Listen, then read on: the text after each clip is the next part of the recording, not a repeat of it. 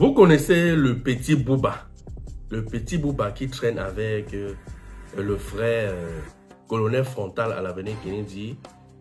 Colonel Frontal nous avait présenté ce jeune Bouba, un enfant de la rue qu'il avait enlevé dans la rue pour l'amener à l'école. Je ne savais pas que son premier tuteur, bon, pas tuteur, en fait, le premier qui a voulu l'enlever dans la rue était Bruno Bidjan. Je suis tombé sur une vidéo, j'ai dit, hey, qui? Donc Bruno Bidjan était aussi dans l'affaire-ci. Les internautes ont commencé à mettre la pression sur Bruno Bidjan. Question de savoir quelle est la suite, puisqu'il avait présenté certainement à ces internautes-là qui voulaient changer la situation du jeune Bouba. Nous allons l'écouter. Écoutons attentivement ce que Bruno Bidjan nous dit à ce sujet-là. Écoutons. Que devient le jeune Bouba dont vous avez pris la responsabilité? Ok. Alors, ça, c'est une question à laquelle je veux quand même répondre. Parce que depuis un certain moment, des gens m'abordent sur cette question-là. Je crois qu'il est temps pour moi de dire 2 ou 3 choses très rapidement concernant le jeune Bouba que j'avais récupéré, que j'avais recueilli, ma femme et moi, il y a très exactement 1 an. Alors, que se passe-t-il d'ailleurs? Tout le monde connaît l'histoire, c'est que la vidéo du jeune Bouba avait touché pas mal de personnes sur les réseaux sociaux. Et moi particulièrement, j'avais été touché par cet enfant, par son dynamisme, par sa volonté de réussir et par son sens de la responsabilité. Parce que très peu de jeunes garçons se retrouvent dans la rue avec cette conscience, avec cette responsabilité-là de vouloir retourner à l'école si jamais ils avaient la chance. Et donc, j'en ai parlé à mon épouse et mon épouse m'a donné son onction. Elle m'a dit, si tu penses que on peut le faire, moi ça ne me pose pas de problème. Et donc, j'avais fait une publication sur ma page pour dire que si quelqu'un était en contact avec le jeune Bouba, qu'il puisse me contacter inbox pour qu'on puisse voir comment donner une nouvelle chance à cet enfant. Et évidemment, il y a une âme de bonne volonté d'ailleurs que je remercie et qui a toujours été là depuis le début pour le jeune Bouba. Il s'appelle Monsieur Ndip. Monsieur Ndip me contacte sur WhatsApp et puis je lui donne rendez-vous au bureau. Il me dit, il va aller chercher Bouba. Il est allé au pont de la gare. Il a retrouvé Bouba avec ses amis. Il a ramené Bouba au bureau et j'avais posé la question à Bouba. Mon petit, qu'est-ce que tu veux faire dans la vie? Il m'a dit, je veux retourner à l'école, tonton. J'ai dit, ok, il n'y a pas de problème, on va te faire retourner à l'école. Et monsieur Ndip, moi et mon épouse, avions donc commencé à chercher une école qui était idéale pour lui. Parce que le fait que il fallait lui donner une nouvelle chance, il fallait le resocialiser, nous a poussé à se poser la question de savoir quelle était la meilleure possibilité pour Bouba, non seulement de se resocialiser, d'avoir une bonne éducation, d'avoir un cadre qui allait être idéal pour les études pour lui. Et c'est là qu'on avait à l'unanimité décidé de l'envoyer à Mimetala. Monsieur Ndip est parti à Mimetala, a pris tous les renseignements, on l'a inscrit, et d'ailleurs je remercie la sœur principale qui était encore à cette époque-là parce qu'elle a été mutée ailleurs, directrice de l'école primaire de Mimetala, qui nous a facilité tout le process de rescolarisation de Bouba. Et c'est comme ça que Bouba avait été inscrit donc à l'école, je crois, au CE1. Et nous avions préparé la rentrée de Bouba comme si c'était notre propre enfant. Avant de continuer, mon frère, comment tu peux regarder une vidéo sans t'abonner? Abonne-toi. Bouba a tout eu. Je ne peux même pas vous dire combien on a dépensé pour permettre à ce que Bouba puisse retourner à l'école. Bouba a commencé l'école. Bouba était assidu à l'école. Bouba était suivi particulièrement à l'école. Bouba a eu toutes les possibilités là-bas parce que nous avions décidé de lui permettre d'être dans un cadre idéal, agréable, pour qu'il ne soit pas différent des autres enfants qui venaient soit de bonnes familles, soit qui avaient déjà leur vie. Donc Bouba était même chouchouté d'entre ses camarades. C'était d'ailleurs le plus respecté parce que tout le monde savait que j'étais son père.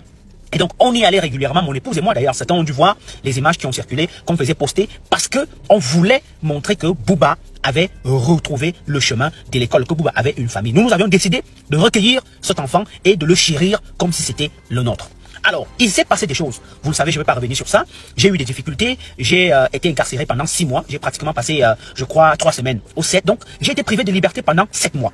Et les 7 mois en question, nous n'avons pas baissé les bras. Bouba était toujours suivi, chéri, et rien n'avait changé parce que son tuteur, monsieur Ndip, et la sœur principale venaient régulièrement me voir en prison.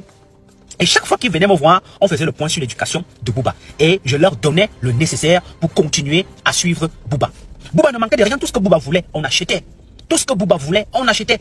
Alors, qu'est-ce qui se passe? C'est que pendant que je suis en prison, il y a des choses qui se sont passées derrière moi et que son tuteur, ni la sœur principale ne voulait me tenir informé, prenant en compte que j'étais en prison.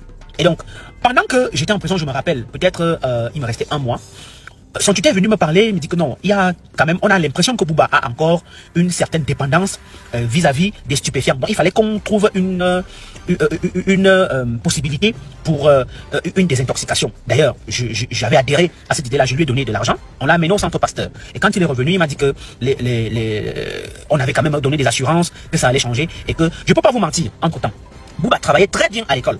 Bouba travaillait très bien à l'école parce que j'ai son bulletin à la maison. La note annuelle que Bouba a eue de 9,54 ou 57, je sais plus bien, c'était une note encourageante pour un enfant qui avait fait pratiquement 6 ans sans aller à l'école. Et donc moi, ça me motivait, ça m'encourageait à continuer et à savoir qu'on était sur la bonne voie. Et donc quand je sors, la sœur principale et son tuteur décident de venir me voir au bureau parce qu'ils me disent qu'ils ont des choses à me dire.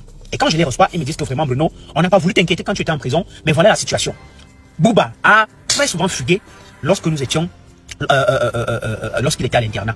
Donc, si tu as dû entendre ça, nous on voulait te dire que Bouba a une addiction encore vis-à-vis des stupéfiants.